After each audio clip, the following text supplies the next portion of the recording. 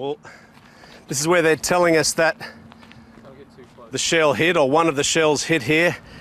We're in the middle of what's really a propaganda war going on now, and this is the rebels' way of showing us that the people who live in Donetsk, ordinary civilians, are now in harm's way as the Ukrainian army moves in and starts shelling the middle of the city, or at least that's what we're being told. We've come up to the top of another building where they're telling us the shells have hit.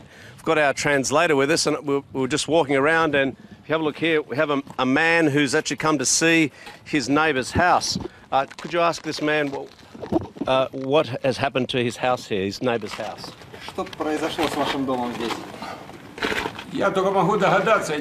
A shell has landed in the ventilation shaft for this block of flats. I could understand if it was a war aimed at soldiers, but when it's a war on civilians, it encourages us to take up arms and support the rebels. What does he plan to do? Is he going to stay in the city? I will stay in the city because this is my motherland. What else would I do? Well, as you can see, there's been a fair amount of damage here to this building. I mean, this car has been completely smashed up.